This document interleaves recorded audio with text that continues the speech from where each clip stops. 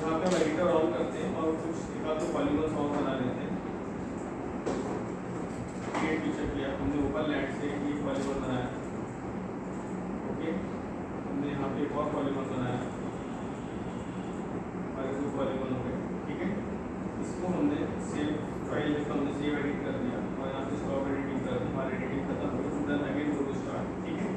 अब यदि अगर आपको इस पॉलीगॉन को कट करना है, मतलब दो भागों में बांटना है, क्लियर? ये पढ़ चुके हो नहीं पढ़ा? कट नहीं पड़ा? ओके, तो यदि आपको एक कट पॉलीगॉन करना है तो जिस पॉलीगॉन को कट करना है उस पॉलीगॉन को सेलेक्ट करिए, है ना। और आपको जो टूल्स मिलेंगे, यदि अगर आपके जो टूल्स है यहाँ पे नहीं मिलते हैं, जैसे ये आपका एडिटर है, एडिटर पे टूल्स नहीं मिलते तो आप राइट माउस क्लिक करके यहाँ पे एडवांस एडिटिंग को भी एक्टिवेट कर सकते हैं, ठीक है। ये एडवांस एडिटिंग है, आपको एडवांस एडिटिंग में टूल्स मिल जाएंगे, बट ये कट पॉलीगॉन तो आपको यहीं मिल जाएगा। तो जिस पॉलीगॉन को कट करना उस पॉलीगॉन को सेलेक्ट करिए और ये आपके पास कट पॉलीगॉन का ऑप्शन है। आप इस कट पॉलीगॉन को क्लिक करिए और यहाँ से लाइन ड्रॉ करिए कि आपको पॉलीगॉन किस शेप में बनाना है। इस शेप में मुझे पॉलीगॉन को कट करना और यहाँ पे मैंने डबल क्लिक कर दिया, लाइन खत्म कर दी, तो पॉलीगॉन दो हिस्सों में कट हो गया, क्लियर? अब यहाँ पे सवाल उठता है कि हमने ये पढ़ा है कि हर ग्राफिकल डेटा के साथ एट्रीब्यूट डेटा होता है, तो यदि अगर ये पॉलीगॉन दो भागों में कट गया तो इसका भी एट्रीब्यूट डेटा आ गया होगा एक और, जो अभी तक एक ही टेबल थी, टेबल तो एक ही रो थी, अब वो दो हो गई होगी, तो जो दूसरी रो आई होगी उसमें क्या डेटा आया होगा? तो उसमें वही डेटा आया होगा जो कंप्लीट पॉलीगॉन, एक पॉलीगॉन का जो डेटा था वही दोनों में आ जाएगा, क्लियर? तो इसको आप और फर्दर काटना चाहते हैं तो सेलेक्ट करिए और इसको आप फर्दर भी काट सकते हैं, ये आपका कट गया। तो जो सेलेक्ट होगा वही पॉलीगॉन कटेगा, यदि मैं इसको सेलेक्ट कर रहा हूँ तो यही पॉलीगॉन कटेगा, इसके अलावा कोई पॉलीगॉन नहीं कटेगा, क्लियर? तो हमने इसको मल्टीपल्स कट पॉलीगॉन कर लिया, ठीक है। इसको मैं ऐसे सेव कर देता हूँ और आगे मैं एडिटिंग ऑन करें। अब यदि मान लीजिए आपके पास मल्टीपल पॉलीगॉन्स आते हैं और आपको उसको मर्ज करना है या सिंगल पॉलीगॉन्स में कन्वर्ट करना है, तो आप क्या करेंगे? ये जो पॉलीगॉन है इसको सेलेक्ट करिए, ऐसे भी विंडो बना सकते हैं आप, ऐसे भी विंडो बना सकते हैं, है ना। ये जो एरो है इस एरो से आप ऐसे भी विंडो बनाए, ऐसे भी विंडो बनाए, आपके ऊपर, ठीक है। हमने इन सबको सेलेक्ट कर लिया। सेलेक्ट करने के बाद इसको मैं यदि ऊपर एट्रीब्यूट टेबल करता हूँ तो आपको और बेटर दिखेगा। अभी आपके को कितने पॉलीगॉन्स का एट्रीब्यूट दिख रहा है ना, टोटल 6। अब मैंने इसको सेलेक्ट किया, इसको सेलेक्ट करके आप यहाँ एडिटर पे जाते हैं तो एडिटर में एक ऑप्शन मिलता है दैट इज कॉल्ड मर्ज, ठीक है।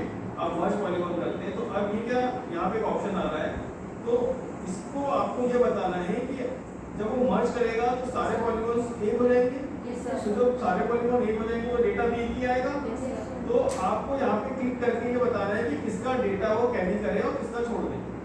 तो जिसको आप क्लिक करेंगे वो उसी का डेटा कैरी करेगा, बाकी को छोड़ देगा, ठीक है। आपने यहाँ से इसको ओके किया, क्या हुआ? मर्ज हो गया, ये पॉलीगॉन आ गया, ये दूसरा वाला पॉलीगॉन नीचे है इसलिए हो गया, clear? That is your merge polygon. समझ में आया? ओके, अब आते हैं आगे। इसमें एक बहुत अच्छा टूल है that is your tracing tool. ये ट्रेसिंग टूल का यूज क्या होता है? अब देखिए यहाँ पे पॉलीगॉन का मतलब होता है ऑल क्लोज बाउंड्री, और ऑल क्लोज बाउंड्री मतलब हर ऑब्जेक्ट की अपनी बाउंड्री। अब यदि मैं इसके बाजू में भी एक और पॉलीगॉन बनाता हूँ तो मेरे को कैसे बनाना पड़ेगा? मेरे को यहाँ पे क्लिक, यहाँ पे क्लिक, ये क्लिक कर करके मेरे को ऐसे बनाना पड़ेगा। और यदि मेरे से जैसी गलती हो गई तो वहाँ पे मेरे को गैप मिलेगा। ये मैंने ये बनाया और फिर इसके बाद इसके बाजू का पॉलीगॉन बनाता हूँ और ये बना, ठीक है। अब यदि मेरे से गलती हो गई मीन्स यहाँ पे मेरे से गलती हो गई तो मेरे को यहाँ पे गैप मिल रहा है, क्लियर? जो चीज़ गलत है ना, यहाँ पे भी गलती हो गई है तो यहाँ पे भी गैप मिल रहा है, ठीक। तो इसके लिए आपके पास एक टूल है that is called tracing tool. Tracing tool ये मदद करता है कि यदि अगर आपके पास ऑलरेडी एक लाइन बनी हुई है और इस लाइन, यही लाइन के पैरेलल आपको इसके ऊपर एक और लाइन बनानी है तो you can easily create that one. कैसे? आप इसको क्लिक करिए, कमांड्स को एक्टिवेट करिए, यहाँ पे आप जाएंगे तो यहाँ पे आपको ये ऑप्शन मिलता है दैट इज योर ट्रेसिंग। आप ट्रेसिंग पे जाइए, ट्रेसिंग पे मैंने यहाँ पे फर्स्ट क्लिक कर दिया, ठीक है। क्लिक करने के बाद मैं दोबारा क्लिक नहीं कर रहा हूँ, केवल माउस को ड्रैग कर रहा हूँ, क्लियर? तो उसने ये बना दिया, ठीक है। मुझे यही तक चाहिए तो मैंने यहाँ पे क्लिक कर दिया। अब मुझे आगे लाइन बनानी है तो ये लाइन टूल एक्टिवेट करना पड़ेगा, अभी ट्रेसिंग टूल एक्टिवेट था, अब मैं लाइन टूल एक्टिवेट करता हूँ और यहाँ से हमने ये पॉलीगॉन बना दिया। अब आपको कहीं भी कोई चांसेस नहीं है लूप होल से, क्लियर? और दूसरा मुझे इतना ज़्यादा क्लिक भी नहीं करना पड़ा कि माउस ड्रैग किया और लाइन बन गई, तो आपका टाइम भी बचा और एक्यूरेसी लेवल भी बढ़ गया। क्लियर? समझ में आ गया? अब नेक्स्ट, आप लोग को ट्रिम मालूम है कि ओवरशूट अंडरशूट पता है क्या होता है? सब लोग बाल को ट्रिम करते हो क्या? दो मुंह बाल काटते हो? नहीं काटते? काटते हो ना? क्यों करते हो? ट्रिम कैसे करते हो? ये उंगली से ऐसे पकड़ लेते हो, फुर्सत में बैठ के कैंची लेके ट्रिम करते हो। तो जो उंगली से पकड़ते हो दैट इज योर बेस, और जो कैंची से काटते हो दैट इज योर ट्रिमिंग। ठीक है? तो ओवरशूट अंडरशूट क्या होता है? यदि अगर ये लाइन इस लाइन से मैच करनी है, ठीक है, that one is your base line, ये मेरी बेस लाइन है और ये वो लाइन है जिस लाइन पर से मैच करना है। यदि इससे मैच नहीं हो रही है, इतनी दूर रह गई, तो दैट इज अंडरशूट। क्लियर? और यही लाइन यदि इस लाइन को क्रॉस कर गई, तो जितना क्रॉसिंग पोर्शन है दैट इज ओवरशूट। क्लियर? तो जो अंडरशूट होता है वो एक्सटेंड होता है, जो ओवरशूट होता है वो ट्रिम होता है। क्लियर? समझ में आ गया? ओके, अब यहाँ पे आते हैं हम लाइन। मैंने यहाँ पे ये लाइन बनाई है, ओके, यहाँ पे मैंने एक और लाइन बनाई और इसको मैं सेव कर देता हूँ। ठीक, अब मैं ये चाहता हूँ कि मेरी इतनी जो लाइन है जिस पॉलीगॉन को क्रॉस कर रही है वो यहाँ से ट्रिम हो जाए। क्लियर? तो मुझे सबसे पहले तो बेस लेना पड़ेगा, कहाँ से? इस पॉलीगॉन से। तो इस पॉलीगॉन के इधर या इस पॉलीगॉन के इधर? तो मुझे इधर करना है तो इधर क्लिक करूंगा, और यदि मुझे दोनों को रखना है, बीच में करना है तो बीच में क्लिक करूंगा, तो बीच की लाइन हट जाएगी।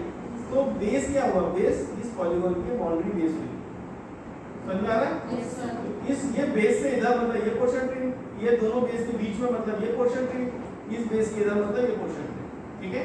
तो एडवांस ट्रिम में आपको ऑप्शन मिलेगा दैट इज ट्रिम। ठीक है? आप ट्रिम पे जाइए, पहले सेलेक्ट करिएगा। सेलेक्ट क्या करेंगे? वो बेस सेलेक्ट करेंगे जिसके बेस पे ट्रिम करना है। यहाँ से आप ट्रिम पे गए, आपने ट्रिम को क्लिक किया, अब मुझे इसको ट्रिम करना है, मैंने क्लिक कर दिया ट्रिम। क्लियर?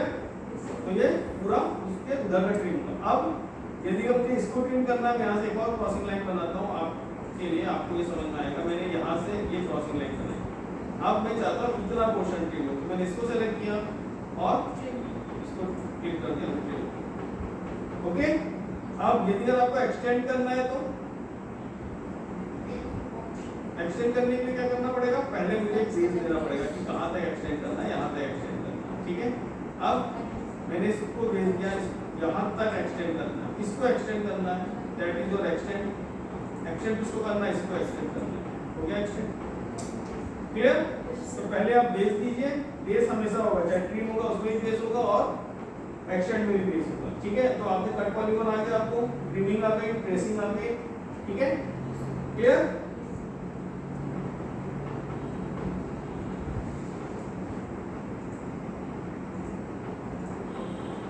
अब आते हैं, यदि अगर आपके पास लाइन है, मींस आपने कोई कुछ बनाया है और आपने उसको पॉलीगॉन में नहीं बनाया, मतलब आपने लाइन टूल से बनाया। फॉर एग्जांपल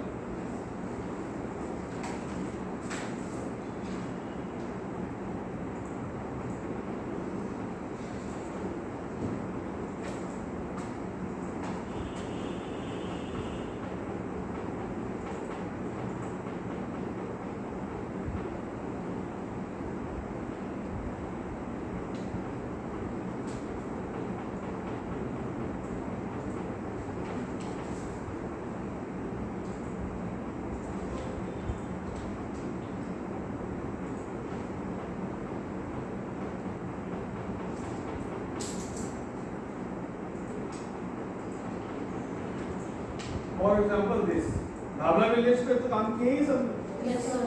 तो जो मैंने आपको विलेज दिया था that is your raster data, है ना?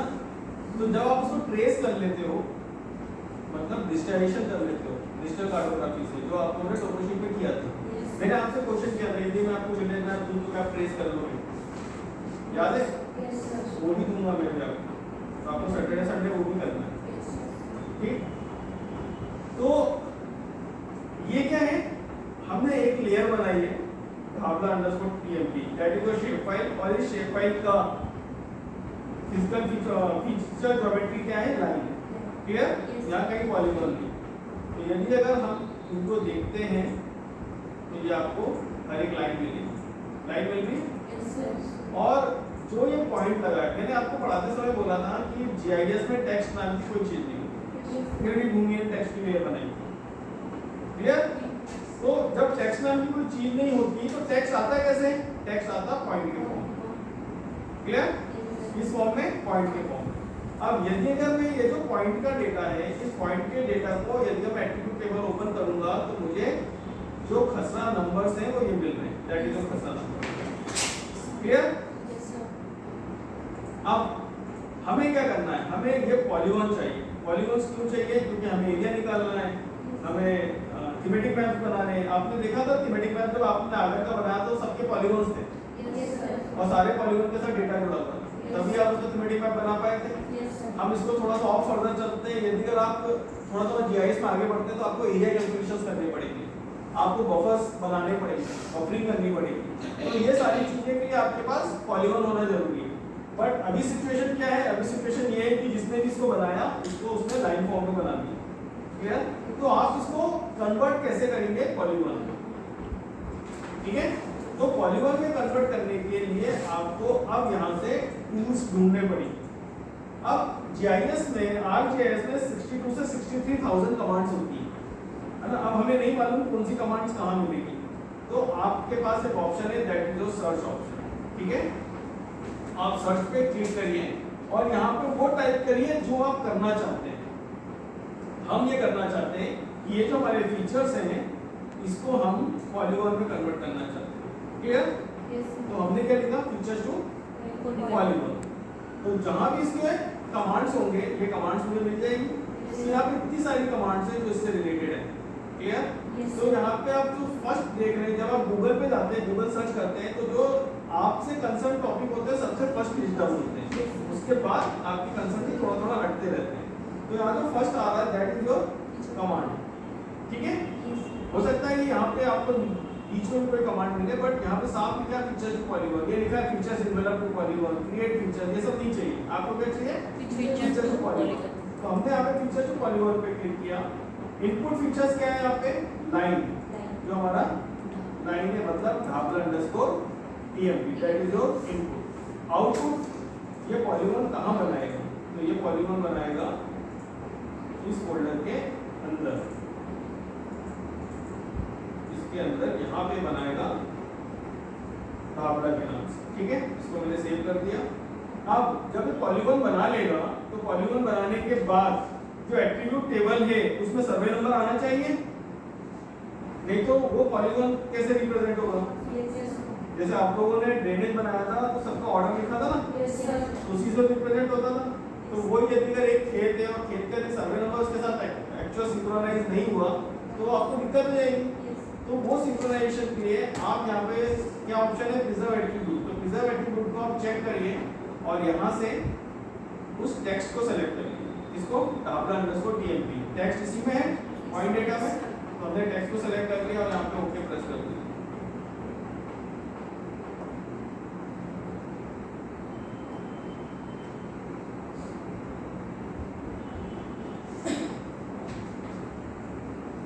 बन गया पॉलीगॉन। Yes, sir. अब आप इसको बंद कर दीजिए। इसको बंद करेंगे हम लाइन, लाइन की हमें जरूरत नहीं है, लाइन को हटा दिया। हमें टेक्स्ट की भी जरूरत नहीं है क्योंकि पॉलीगॉन के साथ टेक्स्ट आ गया, तो आप इसको भी हटा दीजिए। अब आपके पास जहां आप दो लेयर कैरी कर रहे थे आपके पास सिंगल लेयर है। सिंगल लेयर में मैं यदि इसको क्लिक करूंगा तो मुझे हर एक का पॉलीगॉन मिल रहा है। Yes, sir. Clear? Yes, sir. अब ये जो पॉलीगॉन मिल गया तो इसके साथ मैं इसके एट्रीब्यूट टेबल खोलूंगा तो मेरे को टेक्स्ट भी मिल रहा है। Yes, sir. अब ये जो टेक्स्ट मिल रहा है मुझे इस पॉलीगॉन के साथ चाहिए, तो मैं इसका लेवल फीचर ऑन कर दूंगा। आ गया? Yes, sir. तो आपका हर एक के साथ सर्वे नंबर यहाँ पे दिख रहा है। क्लियर? समझ आया? Yes, sir. तो अब यदि अगर आपके पास कोई भी ऐसा डेटा आता है जिस डेटा में केवल लाइन है, बट ये सारी चीजें तभी पॉसिबल होगी जब डेटा स्पाशियल होगा। क्लियर? यदि का डेटा नॉन स्पाशियल है तो आप कुछ नहीं कर सकते, क्योंकि जीआईएस नॉन स्पाशियल चीजों को पढ़ता ही नहीं है। क्लियर? तो स्पाशियल क्या होता है सोमवती? कौन सा डेटा स्पार्शियल होता है, कौन सा नॉन स्पार्शियल होता है? किसको स्पार्शियल कहते हैं, किसको नॉन स्पार्शियल?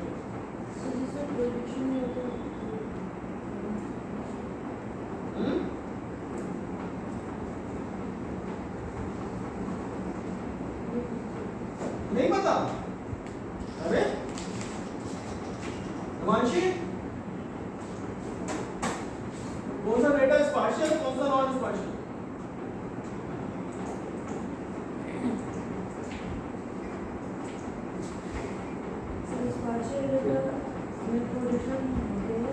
हाँ बोलो यार। पोजीशन बनता है। प्रेडिक्शन बनता है।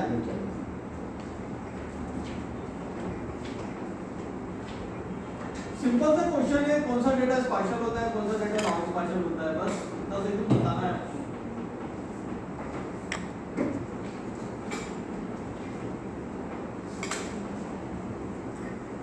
मनीषा,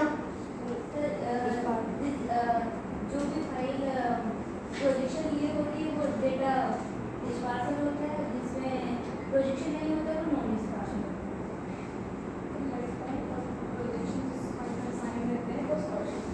क्यों मनीषा? हाँ,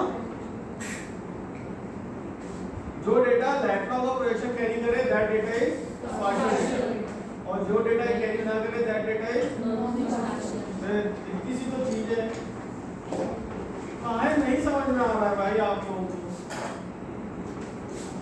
ऐसा तो नहीं मेरे पढ़ाने से नहीं समझ में आ रहा, किसी और को भेज दे।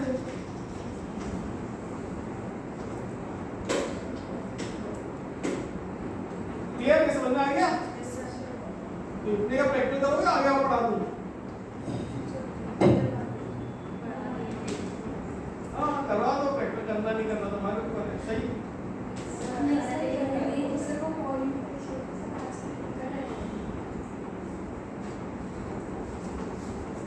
ओके, अब हम आ रहे हैं डेटा अटैचमेंट। ठीक है, ये इंपॉर्टेंट टॉपिक है। इसमें आपको ये बताया जाएगा कि how to attach the external data. External data का मतलब है जो डेटा आपने नहीं बनाया, किसी और ने बनाया है, वो डेटा आपको यहाँ पे जोड़ना है। क्लियर? तो आपके पास एक वो फाइल होगी जिस फाइल में पॉलीगॉन बना होगा और सर्वे नंबर सिंक्रोनाइज किया गया होगा, जैसे हमने ही बनाया है ना। सर्वे नंबर से सिंक्रोनाइज है और इसमें पॉलीगॉन बने हुए हैं। मैंने आपको जो आगर का डेटा दिया था, आगर का मैप याद है, जिसमें आप लोगों ने एमएक्सटी फाइल बनाई थी, थीमेटिक मैप बनाए थे, याद आया? तो वो आपने किस बेस पे बनाया था? थीमेटिक मैप दो टाइप से बनता है भूमि, कौन कौन सा दो टाइप है?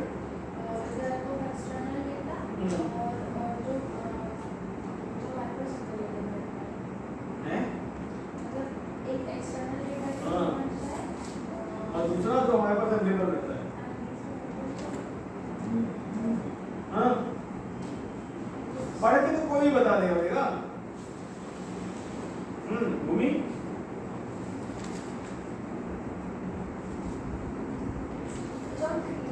Very good.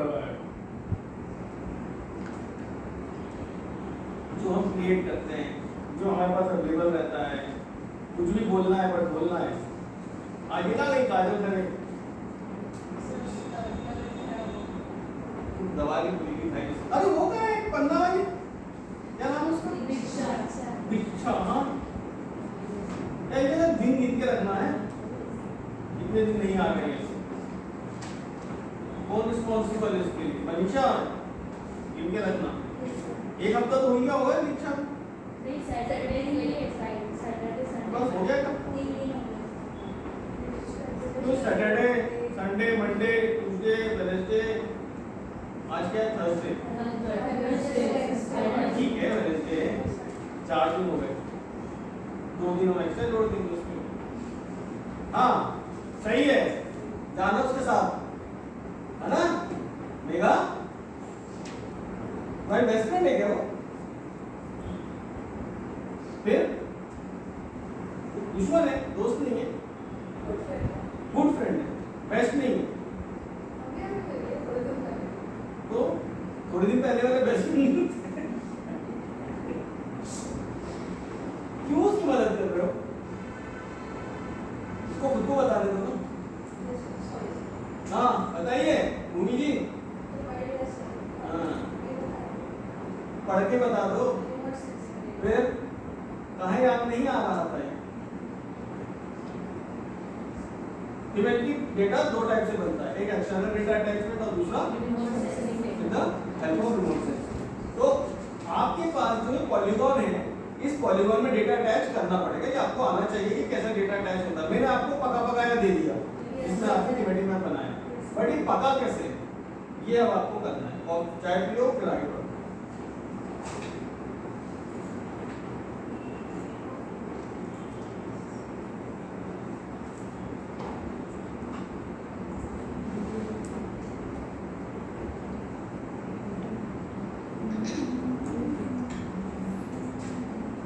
आपके पास दो चीजें होना जरूरी है। पहला जिस पे डेटा जोड़ना है वो, और दूसरा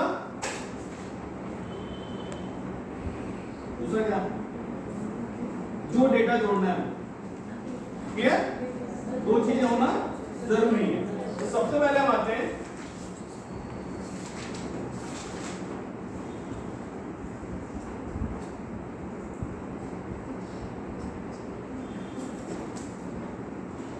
ये मेरा वो विलेज मैप है आगर का, जिसको हमने पॉलीगॉन बना लिया। जैसे मैंने आपको बताया था पॉलीगॉन बनाना, पॉलीगॉन बना लिया और ओपन एट्रीब्यूट टेबल किया, तो मुझे केवल खसरा नंबर मिल रहा है। इसके आगे डेटा मिल रहा है क्या? है ना? तो वो डेटा आपको करना है। अब होता क्या है, एक जो जीआईएस एक्सपर्ट होता है, एक जीआईएस एक्सपर्ट की सैलरी होती है 1 से 1.5 लाख, ठीक है? और एक डेटा एंट्री ऑपरेटर की तनख्वाह कितनी होती है? 10 से 15,000 रुपए। क्लियर? तो कंपनीज ये बोलती है कि हम यदि एक जीआईएस एक्सपर्ट को 1.5 लाख रुपए सैलरी दे रहे हैं, तो उसका हम एक्सपर्टीज में ही इस्तेमाल करें, हम उसको डेटा एंट्री भरने के लिए नहीं इस्तेमाल करें। तो होता क्या है, यदि हम मान लीजिए आपने सोशल इकोनॉमिक सर्वे किया होगा तो आपको पता होगा कि हम सोशल इकोनॉमिक सर्वे करते हैं और वो जो डेटा आता है उस डेटा को फीड करते हैं। क्लियर? तो मैंने आपको पटवारी का जब मैप सब पढ़ा रहा था, तब मैंने आपको पट्टा पुस्तिका खसरा खतौनी की पढ़ाई। पट्टा पुस्तिका खसरा खतौनी बेसिकली एट्रीब्यूट डेटा इसका उस मैप का। तो यदि का मान लीजिए 25 नंबर है कहीं खेत का, तो पट्टा पुस्तिका या खसरा खतौनी में ये लिखा मिलेगा कि आपको 25 नंबर का एरिया कितना है, वहाँ की मिट्टी कैसी है, वहाँ का लैंड यूज क्या है, इरिगेटेड या अनइरिगेटेड है, कितनी फसल देता है, वहाँ की मतलब प्रकार इरिगेटेड सब कुछ आपको मिलेगा। अब वो जो डेटा है, हमने वो डेटा उठाया और उसको एट्रीब्यूट टेबल में हमने फीड कर लिया। एट्रीब्यूट टेबल में फीड कर लिया मतलब हम यहाँ से एक्सेल खोलते हैं,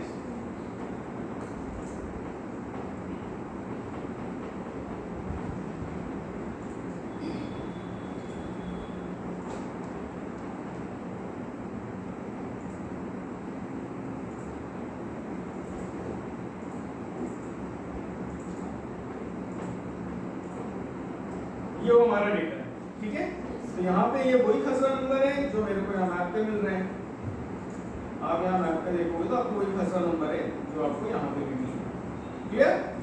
अब यदि 75 सर्वे नंबर है तो 75 का एरिया कितना खेत का, प्राइवेट है गवर्नमेंट है, उसकी लैंड यूज क्या है, एग्रीकल्चर है नॉन एग्रीकल्चर है, रिवर है रोड है, जो भी है वो लिखा मिलेगा, इरिगेटेड अनइरिगेटेड वो लिखा मिलेगा, सॉइल कैसी है और कौन सी फसल देता है।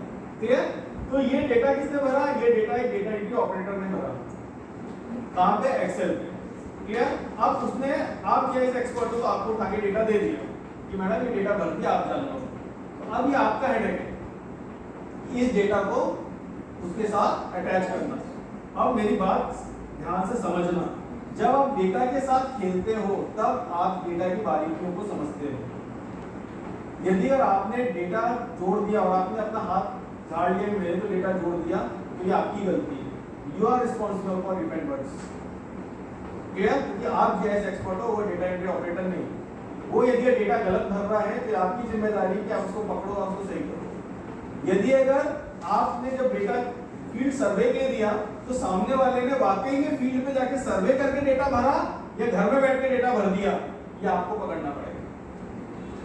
ठीक है? वो आप कैसे पकड़ोगे? यदि मान लीजिए एग्रीकल्चर लैंड है, यहाँ पे अनइरिगेटेड है, मीडियम प्ले के, बट यहाँ पे फसल डबल है, तो मतलब डेटा में कुछ ना कुछ प्रॉब्लम है। अनइरिगेटेड हो तो सिंगल फसल ही होगी बारिश के बाद की, क्योंकि उसके पास तो सिंचाई का साधन ही नहीं है। कहाँ से 2 फसल ले रहा है, खरीफ और रबी तो ले ही नहीं सकता दोनों। दूसरी चीज होती है यदि अगर ये यहाँ पे गवर्नमेंट लैंड है बट यहाँ पे एग्रीकल्चर दिखा रहा है लैंड यूज, तो भी आपका कुछ ना कुछ प्रॉब्लम है। क्या किसान ने कब्जा कर लिया या डेटा गलत भरा गया। हम लोगों ने एक काम किया था डेनमार्क का, डेनमार्क के लिए हम लोगों ने हेल्थ मैनेजमेंट इंफॉर्मेशन सिस्टम बनाया था जिसे कहा जाता है HMIS। वो HMIS हमने मध्य प्रदेश के लिए बनाया था, हेल्थ डिपार्टमेंट के लिए। तो उसमें यह था जो हेल्थ कमिश्नर है उसको पूरे मध्य प्रदेश में जो भी हेल्थ फैसिलिटीज अवेलेबल है उसको सिंगल क्लिक पे मिलती है। हम लोगों ने एजेंसीज को कैप्चर हायर किया कि आप जाके सर्वे करके लाइए। क्यों लाइए? क्योंकि हमारे मध्य प्रदेश में 53,000 विलेजेस हैं, तो 53,000 विलेजेस में उनको सर्वे करना था। तो हमने हर डिस्ट्रिक्ट में लोगों को भेजा। तो कुछ लोगों ने ईमानदारी से सर्वे किया, कुछ लोगों ने बेईमानी से सर्वे किया। हुआ क्या, पता ऐसे चला कि जब हेल्थ में हम सर्वे कर रहे थे तो वहां पे पता चला कि वहां पे महिलाओं की संख्या जो है वो 60 है, 60 महिलाओं की संख्या है, बट स्टेरिलाइजेशन 100 का हो गया, बाकी 40 कहां से? समझ में आ रहा है? यदि ना मान लीजिए आपके गांव में बच्चों की संख्या ही 10 है बट आपने पोलियो की दवा 200 को पिला दी, बाकी कहां से है? तो यहां से डेटा मिसमैच होता है। तो डेटा मिसमैच के 2 कारण होते हैं। यदि आप पोलियो की दवा पिला रहे हैं तो उसके बदले में सरकार पैसा देती है, तो आपने एक्चुअल तो 10 को पिलाया, बाकी 190 का पैसा आपने हड़प दिया। इसी तरह से स्टेरिलाइजेशन के लिए गवर्नमेंट पैसा देती है नसबंदी कराने के लिए। आपने इतनी महिलाओं की नसबंदी करी ही नहीं, जितनी महिलाएं वहां थी या जितने पुरुष वहां है ही नहीं, और आपने उतने को क्लेम कर दिया, बाकी का पैसा अगर 2000 रुपए पर व्यक्ति मिल रहा है तो 2000 रुपए तो आपने रख लिया ना, छुट्टी तो है ही नहीं। तो ये आपकी जिम्मेदारी बनती है, यू आर जीएस एक्सपर्ट, आप इसको पकड़ोगे। क्लियर? जैसे एक हरसुद डैम था, हरदा में हरसुद डैम बन रहा था, हरसुद डैम की फिजिबिलिटी रिपोर्ट बनवाई गई थी जीआईएस के बेस पे। जीआईएस में कंटूर के बेस पे एनालिसिस करके बताया गया था कि ये डैम में यदि इतना वाटर एफटीएल होगा, एफटीएल का मतलब समझते हैं फुल टैंक लेवल, यदि वो फुल टैंक लेवल पानी भरा जाएगा तो इतना क्षेत्र सबमर्ज होगा। सर्वे हो सब करा लिया लोगों ने, बट उस जीआईएस की फैसिलिटी रिपोर्ट को हमने साइड में रख दिया और जितना एरिया था उससे भी ज्यादा एरिया हमने खाली करा दिया। लोगों ने खाली किया तो कंपनसेशन लिया, पैसा लिया। जब पानी छोड़ा गया तो पानी तो उतने नहीं भरा जितनी रिपोर्ट में लिखा गया था जीआईएस के बेस पे। लोगों ने क्या किया, पैसा भी ले लिया, वापस आके बस भी गए। तो पैसा किसका जाता है?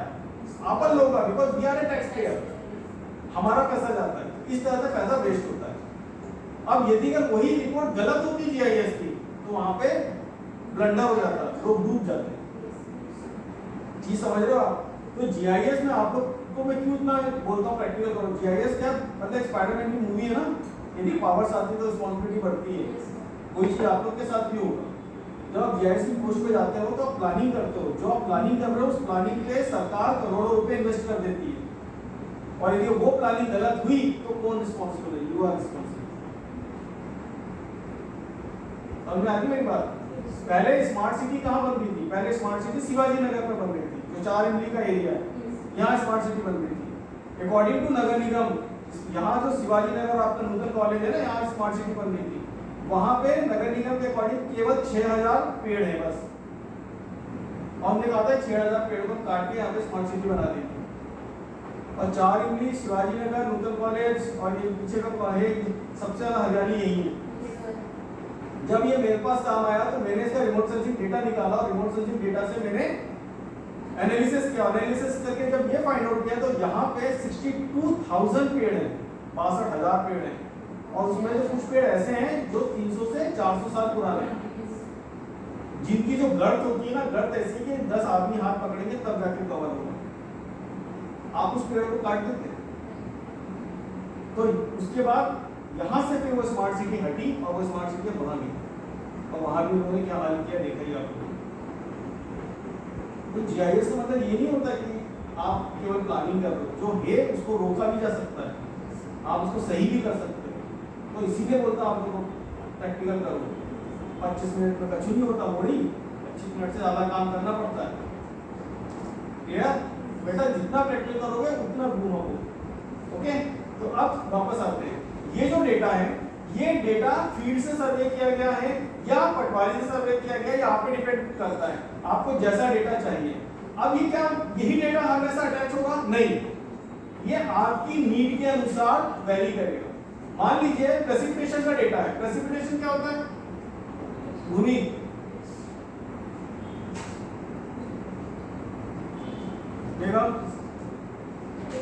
हाँ, यदि का रेनफॉल का डेटा है आपके पास, प्रेसिपिटेशन का डेटा है, तो आप उस डेटा को क्या लोगे? पिछले 5 साल 10 साल का डेटा लोगे कि कौन से साल कितने एमएम पानी गिरा, कहाँ कितने एमएम पानी गिरा, तो उसका आप डेटा अटैच कर सकते हो। तो ये आपकी जरूरत पे डिपेंड करता है। अब यदि यही मैं अर्बन में करूंगा तो अर्बन में थोड़ा इरिगेटेड और इरिगेटेड पे जाऊंगा, वहां मेरी नीड अलग हो जाएगी। आप लोगों ने सुना होगा, आपके घर भी आए होंगे प्रॉपर्टी टैक्स को लेकर सर्वे करते हैं, है ना? तो प्रॉपर्टी टैक्स में क्या है, मेरा हर एक घर का एक पॉइंट है, एक पॉलीगॉन है। तो उसमें यदि मान लीजिए मेरे घर का कैनोपी का पॉलीगॉन है, तो उस पॉलीगॉन के साथ मेरा डेटा अटैच है कि यहाँ पे कितने हाउस होल्ड है, कितने की क्या इनकम है, टोटल एरिया कितना है, कितनी प्रॉपर्टी दिया, कितना बताया है, क्लियर? उस टाइप का डेटा अटैच होगा। तो हर समय आपकी नीड बेस्ड डेटा वेरी करेगा। यही डेटा यदि मैं आपसे बोलता हूँ ड्रेनेज पे ऐड करो, तो आप ड्रेनेज पे अलग डेटा ऐड करोगे कि ड्रेनेज की टोटल लेंथ कितनी है, क्लियर? तो डेटा अवेलेबिलिटी का फायदा क्या होता है? डेटा अवेलेबिलिटी का फायदा ये होता है, पहला तो आप कर ही चुके हो, you can generate the thematic maps बहुत आराम से। दूसरा, you will get the complete information on a single click. यदि मैंने एक क्लिक किया तो मुझे वहां की पूरी इंफॉर्मेशन मिल जाएगी।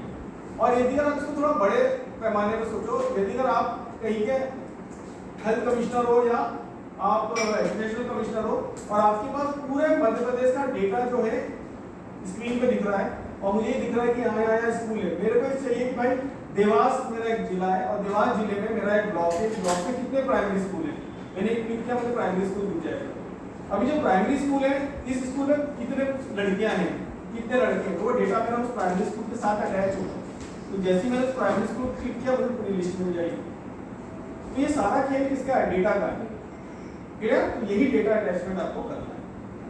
ओके, तो ये जो डेटा है, ये डेटा अलग बनता है, एक्सेल में बनता है, और ये डेटा ग्राफिकल के साथ जुड़ता है। तो graphical could be point line polygon, कुछ भी हो सकता है ना? ये तीनों पे डेटा आप जोड़ सकते हैं। ओके, तो जब आप डेटा जोड़ते हैं, तो डेटा जोड़ते समय आपको एक कॉमन की चाहिए होती है। कॉमन की मतलब ऐसी की या ऐसा यूनिक आईडी जो आपके ग्राफिकल के भी हो और एट्रीब्यूट के भी हो, क्योंकि सिस्टम में कुछ नहीं आता, जो आता है आपको आता है। आप उसको बताओगे कि ये चीज यहाँ मैच करेगी, तो ये डेटा जोड़ देना। फॉर एग्जांपल, जैसे यहाँ पे आप देख रहे हो, यहाँ पे कॉमन की मेरी क्या है? खसरा नंबर। तो यहाँ पे खसरा नंबर 75 लिखा है, यहाँ पे भी आप देखिए खसरा नंबर 75 लिखा है, क्लियर? तो जब आप डेटा जोड़ेंगे तो 75 मैच करेगा, वो जहाँ उसको 75 मिलेगा वो 75 का डेटा वहाँ पे ऐड कर देगा, क्लियर? जहाँ उसको 77 मिलेगा 77 का डेटा ऐड कर देगा। समझ में आ रहा है? इस तरह से पूरा डेटा ऐड करेगा। प्रॉब्लम क्या होगी? मान लीजिए यहाँ 75/1 है, बट यहाँ पे 75 है, तो डेटा नहीं मिलेगा, है ना? वो मिसमैच हो गया। तो ये इसको कहा जाता है यूनिक आईडी। तो ये यूनिक आईडी कॉमन होना बहुत जरूरी है। यदि ये कॉमन नहीं होगी तो आपका डेटा नहीं होगा, कुछ नहीं जुड़ेगा ही नहीं, ब्लैंक आएगा। ओके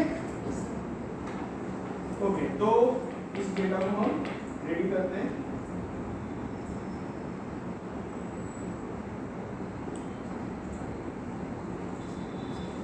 सिलेक्टेड डेटा के अटैच कर सकते हैं। हाँ,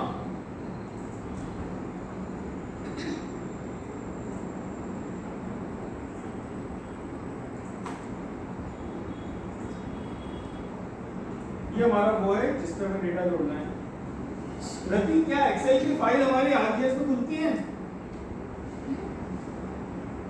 एक्सेल की फाइल आरजीएस पे आती है, ऐड होती है कि नहीं होती है?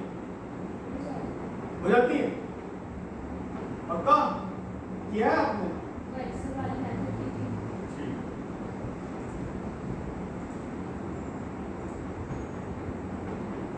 ये हमारा आगे का डेटा, आपने ये एक्सेल की फाइल ओपन की, आप राइट माउस क्लिक करके ओपन करिए तो आपको यहाँ आगे का डेटा मिल रहा है, क्लियर? ये वो है डेटा जो आप अभी लेके आए हैं, और ये वो है जो आपका खाली है।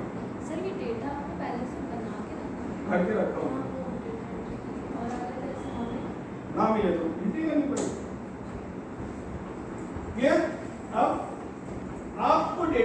जोड़ना है, इस पे जोड़ना है। आप इसको सेलेक्ट करो, राइट माउस क्लिक करके जॉइन एंड रिलेट्स ऑप्शन है, yes sir. Join and relates पे जाइए और यहाँ से जॉइन करिए। क्या लिखा है? Join attribute from table. From table का मतलब क्या होता है? यहाँ से हम कस्टमर नंबर ले लेंगे, आगे फाइनल, ठीक है। Choose the field in the table to base the join on. क्या है हमारा? Customer number. दोनों में कस्टमर नंबर कॉमन है, यस सर। इसी के बेस पे डेटा चुनना है। Yes sir. यहाँ से कर दीजिए ओके, इसको सेलेक्ट करिए, राइट माउस ओपन एट्रीब्यूट, जुड़ गया डेटा यस सर। आपका, इसके साथ डेटा आ गया। अब एक चीज का ध्यान रखना, जीआईएस में कभी भी यदि अगर आप डेटा जोड़ते हैं, एक्सटर्नल डेटा, जब भी आप एक्सटर्नल डेटा जोड़ें तो हमेशा उसकी एक नई फाइल बनेगी। क्लियर?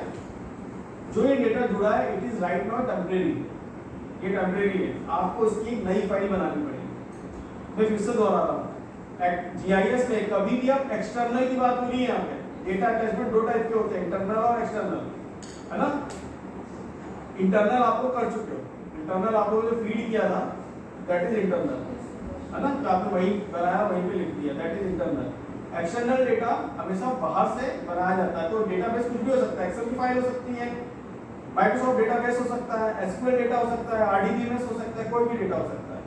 तो वो डेटा आप यहाँ पे लेके आए और जब आपने वो डेटा पॉलीगॉन के साथ जोड़ा या लाइन के साथ जोड़ा या पॉइंट के साथ जोड़ा, किसी भी ज्योमेट्रिकल फील्ड के साथ यदि आप एक्सटर्नल डेटा जोड़ते हैं तो जिस पे डेटा जोड़ा है उसको आप नए फाइल को सेव करेंगे नए नाम से।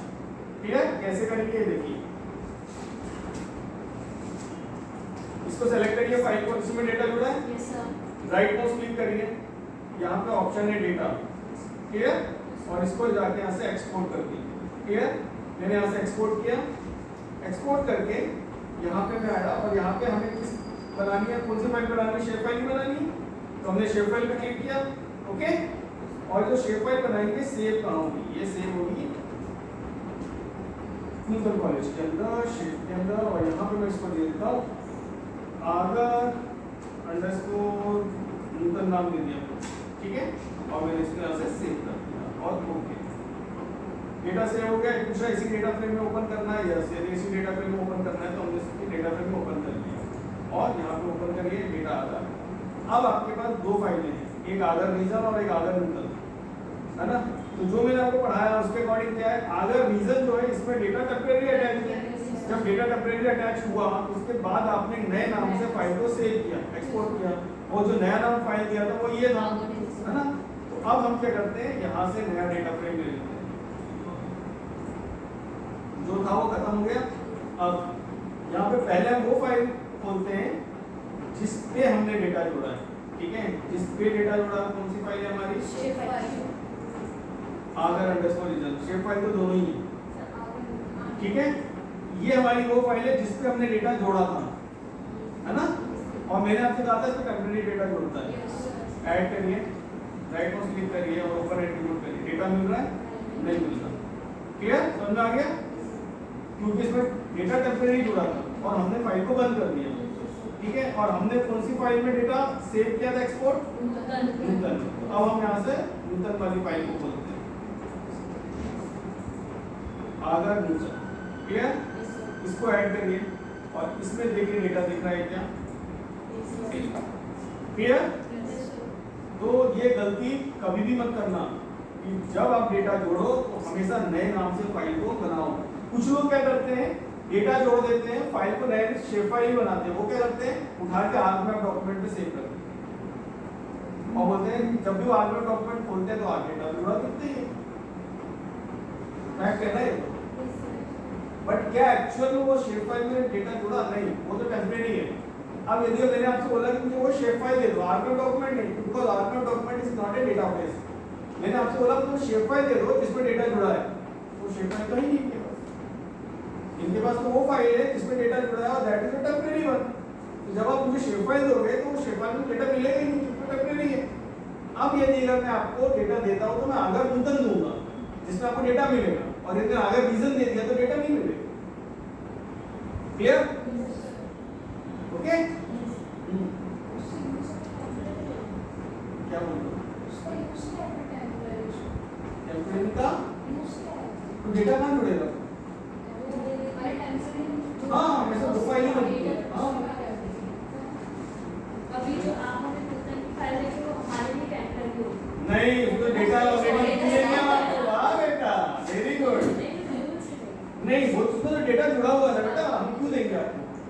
आपको वो दिया था ना अगर FNL 21 उसमें डेटा जुड़ा हुआ ही दिया था ना, तभी तो आपने थीमेटिक मैप बनाया।